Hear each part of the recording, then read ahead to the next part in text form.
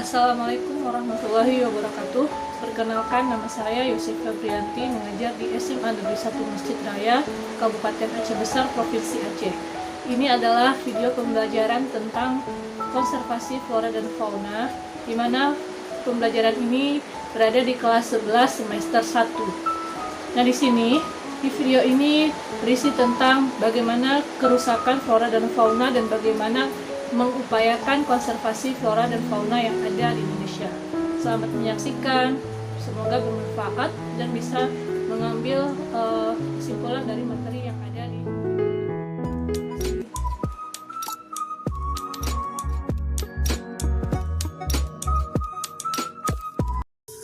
Adapun indikatornya, yang pertama menyebutkan contoh flora dan fauna yang terancam punah, identifikasi faktor penyebab kerusakan flora dan fauna di Indonesia, yang ketiga menentukan upaya konservasi flora dan fauna yang terancam punah.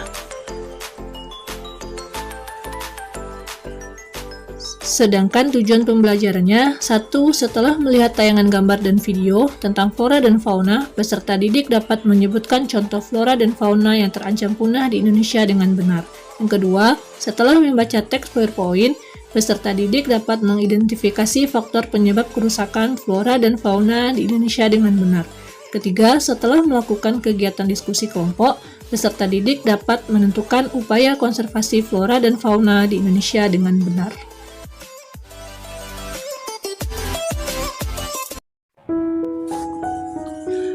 Indonesia sangat kaya dengan keanekaragaman flora dan fauna.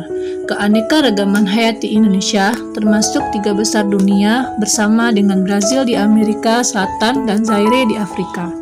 Indonesia memiliki 10 spesies tumbuhan berbunga yang ada di dunia, 12% binatang menyusui, 16% jenis reptil dan amfibi, 17% jenis burung, 25% ikan, dan 15% serangga di dunia. Hewan-hewan endemis di Indonesia, 36% spesies mamalia besar adalah endemis. Dari 35 spesies primata, 25% adalah endemis. Dari 7 spesies paruh bengkok, 40%-nya endemis. Dari 121 spesies kupu-kupu, 44%-nya endemis. Dari 157 jenis bambu, 56% endemis. Oleh karena itu, Indonesia dijuluki negara mega biodiversity spesies hayati dunia. Kekayaan ini perlu dilindungi untuk berbagai keperluan. Diperlukan upaya dan langkah-langkah konservasi untuk menjaga kelestarian flora dan fauna tersebut. Kerusakan dan perubahan habitat akibat kegiatan yang tidak bertanggung jawab dan populasi manusia meningkat dengan segala aspeknya, merupakan faktor utama pemicu berbagai bentuk kepunahan spesies dan penurunan angka keragaman sumber daya hayati.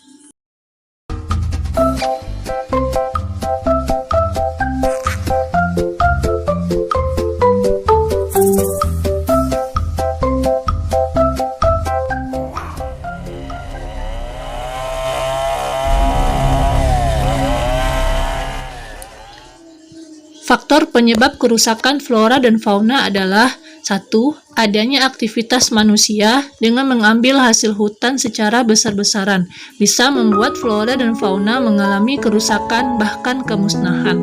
Ada beberapa jenis flora yang memiliki pertumbuhan sangat lambat, seperti pohon jati yang dimana untuk memperbaharuinya membutuhkan waktu lama.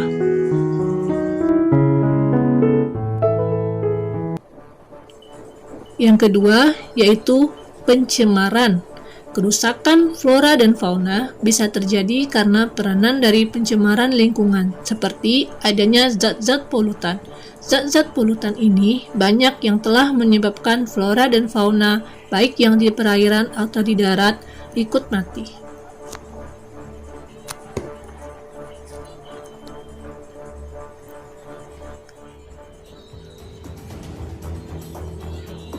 Sedangkan yang ketiga adalah perburuan liar.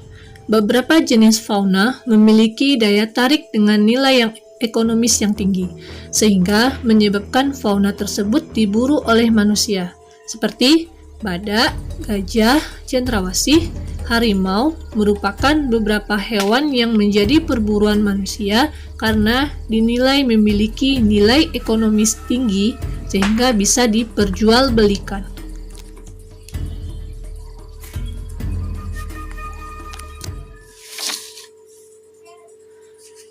Yang keempat, penggunaan pupuk buatan. Pupuk buatan digunakan untuk menyuburkan tanaman, tetapi di satu sisi, pupuk buatan juga bisa membuat kelangkaan jenis fauna. Sebelum menggunakan pupuk secara berlebihan, tanaman bukanlah satu-satunya makhluk hidup yang tergantung kepada tanah. Di dalam tanah juga terdapat cacing tanah dan mikroorganisme yang lainnya. Nah, jika kita menaburkan pupuk secara berlebihan pada tanah, bukan tidak mungkin tanah akan menjadi asam, sehingga teksturnya cenderung lebih keras dan tidak gembur. Alhasil, aktivitas tanah dan mikroorganisme di dalam tanah pun terganggu. Padahal, cacing tanah bisa membantu menyuburkan tanaman, sehingga baik untuk hasil pertanian kita. Pola pikir petani yang menginginkan cara praktis dan tidak banyak membuang tenaga semakin memicu penggunaan pupuk kimia secara berlebihan dalam berusaha tani. Padahal, selain merupakan pemborosan, tidak semua pupuk kimia yang dihasilkan dapat terserap oleh tanaman. Sisa pupuk kimia yang tertinggal dalam tanah lambat laut akan meracuni tanah. Bukan hanya tanah dan tanaman yang terkena dampaknya, tetapi juga lingkungan di sekitar lahan terutama air. Hal ini bisa terjadi karena ketika hujan, sisa pupuk yang tidak terserap akar tanaman akan terbawa aliran air hujan menuju sungai atau danau terdekat dan kandungan dalam pupuk dimanfaatkan oleh tanaman air untuk tumbuh. Apabila tanaman air seperti eceng gondok tumbuh hingga menutupi permukaan sungai, tentunya bisa mengurangi kandungan oksigen di area permukaan tersebut.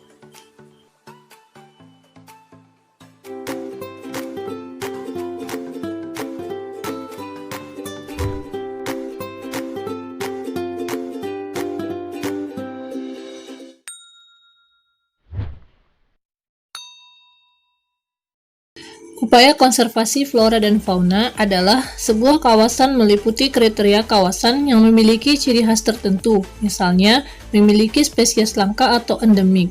Konservasi juga diharuskan kawasan yang memiliki keterancaman dari kepunahan dan membutuhkan penanganan dan kawasan yang memiliki atau potensi sehingga perlu adanya prioritas konservasi. Berdasarkan Undang-Undang Nomor 26 Tahun 2007, kawasan yang dilindungi bagi pelestarian alam dibagi menjadi dua, yaitu 1. Kawasan suaka alam adalah sebuah kawasan yang memiliki ciri khas tertentu, baik yang ada di daratan maupun di perairan.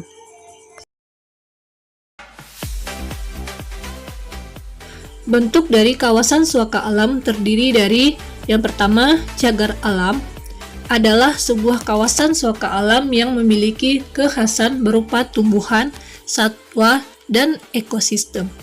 Keadaan alamnya masih terlihat asli, belum banyak tersentuh tangan manusia, memiliki keanekaragaman baik tumbuhan maupun satwa. Contohnya adalah cagar alam Cibodas di kaki Gunung Gede, Jawa Barat, merupakan cadangan hutan di daerah basah. Cagar alam Pananjung, Pangandaran di Jawa Barat, tempat ini selain untuk melestarikan hutan juga merupakan tempat untuk melindungi rusa, banteng, dan babi hutan. 3. Cagar alam Rafflesia di Bengkulu, khusus untuk melindungi bunga Rafflesia yang merupakan bunga terbesar di dunia.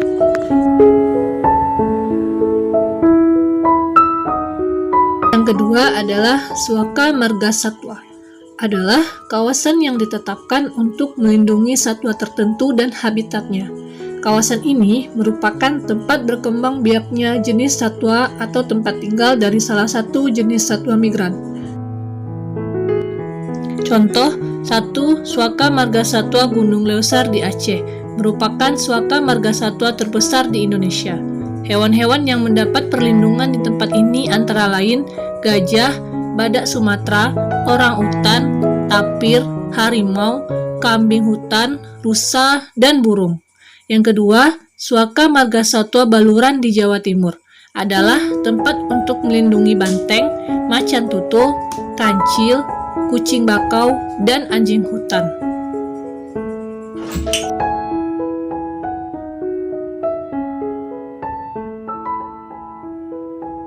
Yang ketiga adalah cagar biosfer.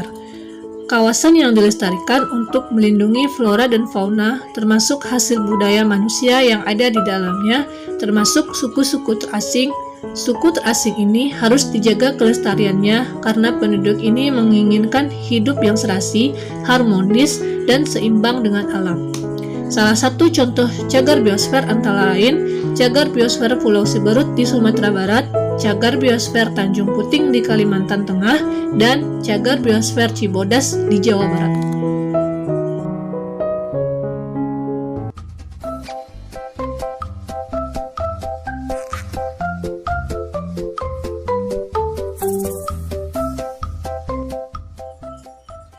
Kawasan pelestarian alam adalah kawasan hutan negara dengan ciri khas tertentu yang mempunyai fungsi pokok perlindungan sistem penyangga kehidupan, pengawetan keanekaragaman jenis tumbuhan dan satwa, serta pemanfaatan secara lestari sumber daya alam hayati dan ekosistemnya.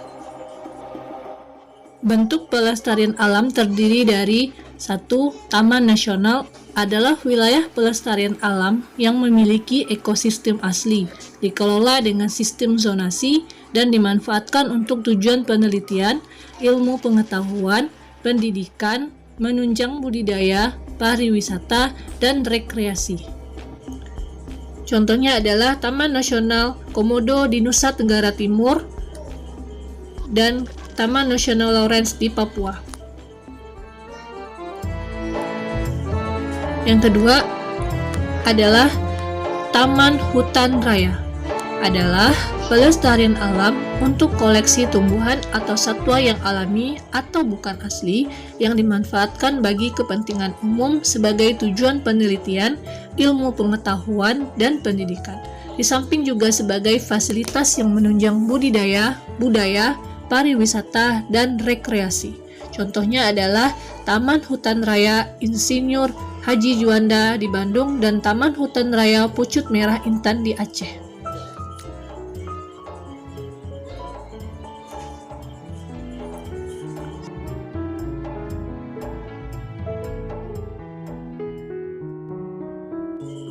Yang ketiga adalah Taman Wisata Alam, merupakan wilayah pelestarian alam yang ditetapkan untuk melindungi alam.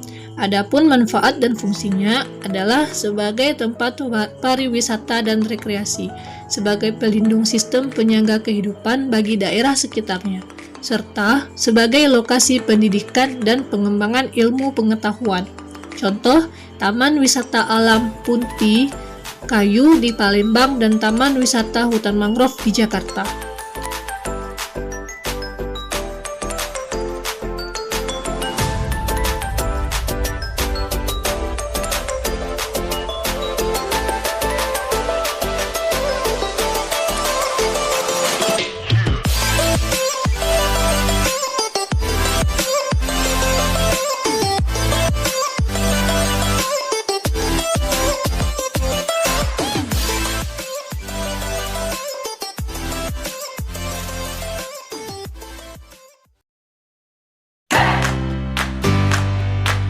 Yang keempat ada kebun raya dan kebun binatang.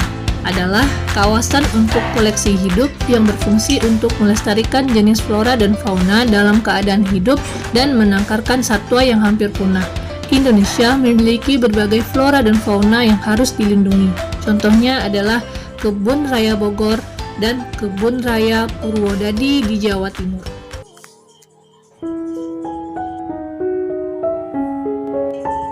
Dalam usaha pelestarian keanekaragaman hayati, maka dilakukan konservasi in situ dan ex situ.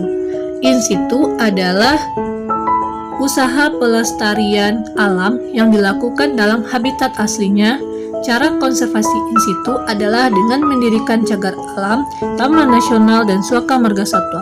Yang kedua, ex situ adalah usaha pelestarian alam yang dilakukan di luar habitat aslinya. Cara konservasi ex situ adalah dengan mendirikan taman safari, kebun binatang, kebun raya, dan kebun koleksi.